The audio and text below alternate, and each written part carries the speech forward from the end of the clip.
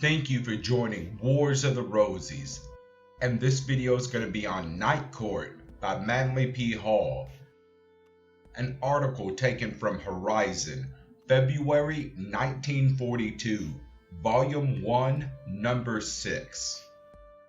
All men get hungry at the same time. All need work, all need to dream, to plan not for conquest, but towards a common security. We expend our energies in effort to reform a derelict minority. Night Court.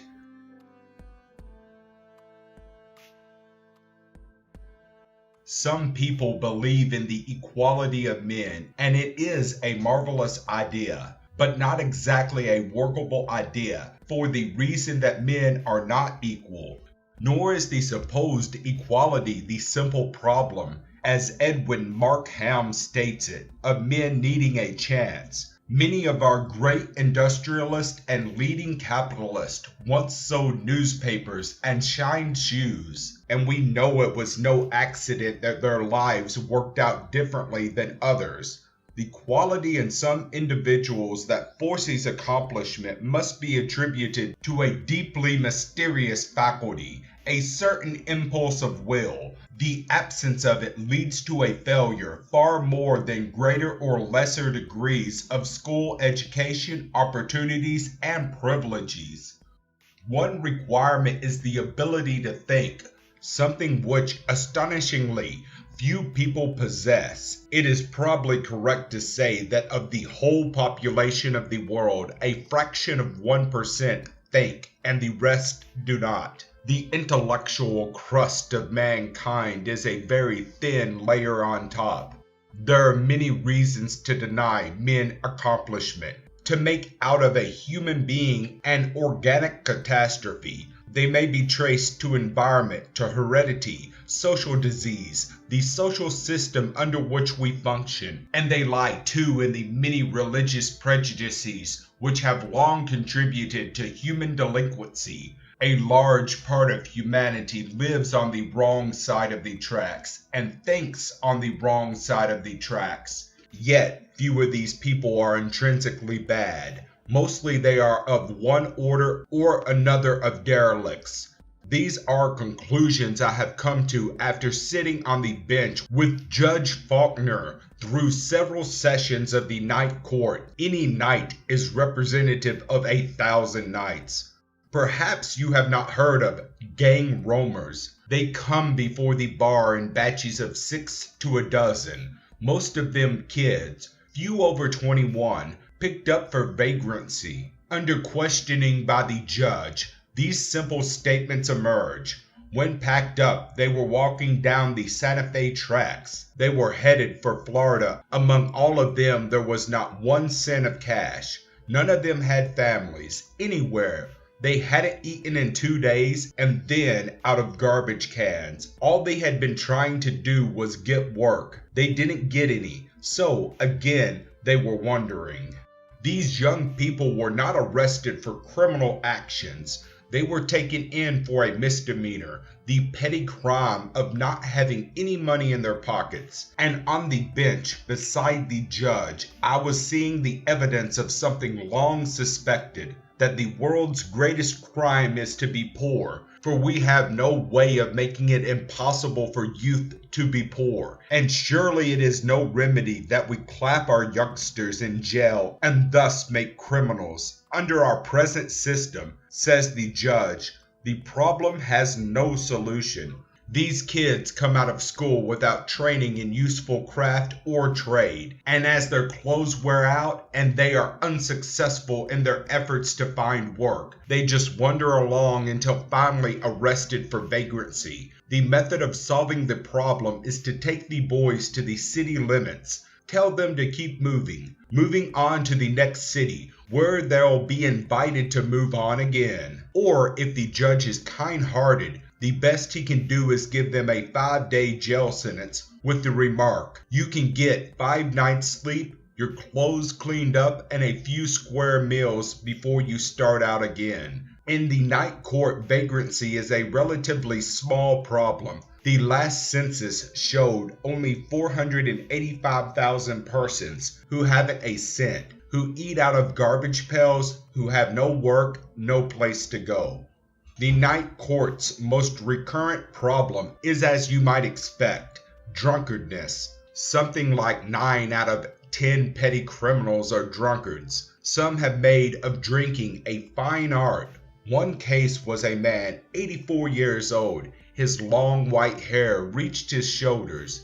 He had a little cross on a stick.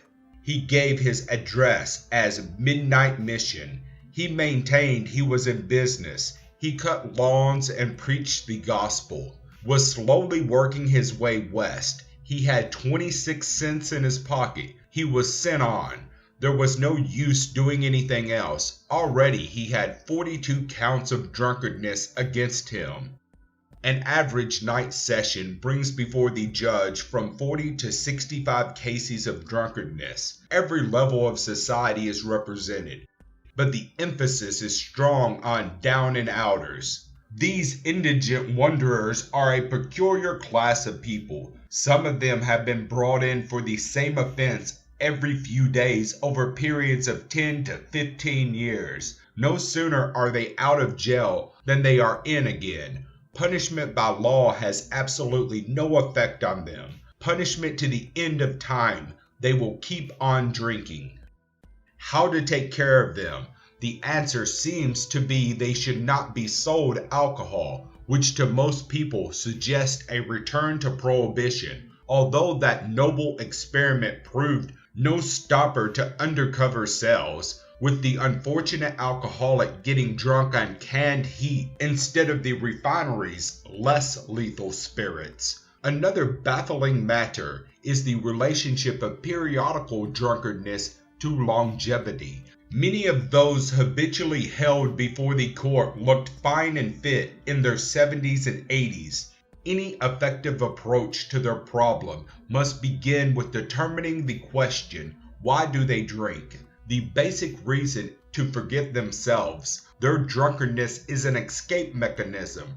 They do not really enjoy being drunk. When sober, they find nothing to live for, and the alcoholic stimulation draws a veil over the dismally hopeless outlook of empty lives. Giving them the so-called cure only makes them more miserable afterwards, for they are usually beyond the point of personal restraint to a debilitating habit. They do not care. So it is not the reformation of the individual that is here needed, but broad reforming of the social influences which by and large make it possible to crush an individual that life holds nothing hopeful for him. The habitual drunks are seldom vicious. They are contrasted strikingly by the gang type, which the night court has constantly to deal with. They, mostly young people and foreigners, are like a pack of human wolves, always on the lookout for a drunk to roll him and strip him of everything he has. They prowl around night after night, looking for anything at all of value they can get their hands on, filling in dull periods by fighting and stabbing each other on the slightest provocation. Their concept of civilization is entirely outside any ethics with which we are acquainted. And what can be done for them? Our institutions are already so crowded that it is hardly possible to get in another delinquent.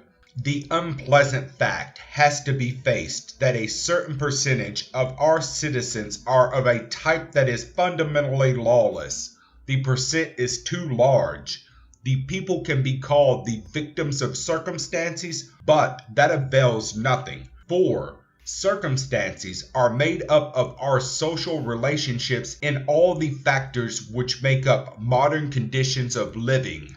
When you get the story of the lawless character, probe for the contributing factor in the moral collapse. It invariably seems that this particular citizen would not have gone down had he strength of character. We are sure we have, for we are law-abiding, But how many of us have actually been tested? Would we have continued to be respectable if we had been faced with the same circumstances and conditions the lawless one has had to face? The conditions under which we live make it more profitable to be dishonest than honest. We act according to the degree of pressure brought against us, and if this is very great and we haven't courage or constructive impulse of will, if we are placed in situations we cannot face, then we become dishonest.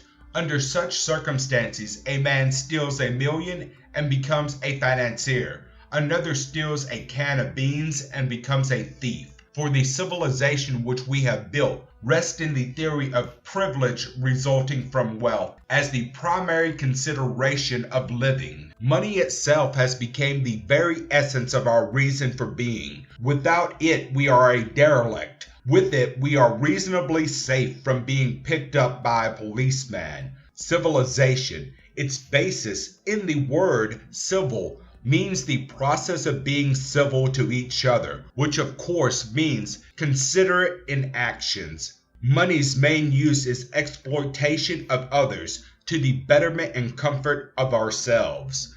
The judge on the bench is forced by law to convict unfortunate people, knowing that in the same circumstances and without opportunity, he would have committed the same misdemeanor himself. The judge knows that he could solve a great many of these individuals' life problems in 15 minutes, but the law does not permit him to do that. He knows what's the matter with the law, and so do a great many other people. The one cure, and no one desires to advocate it, is a complete restatement of our entire system of economics. Who dares even to whisper that? It would mean being branded as a dangerous anarchist, and it would impose a great uneasiness of thought as to what might happen to you, yourself, if the system of money's dominance were changed and we could go back to the days when a man's house had a leather latch string instead of today's Yale lock and a chain bolt. Temptations have increased as opportunities have diminished.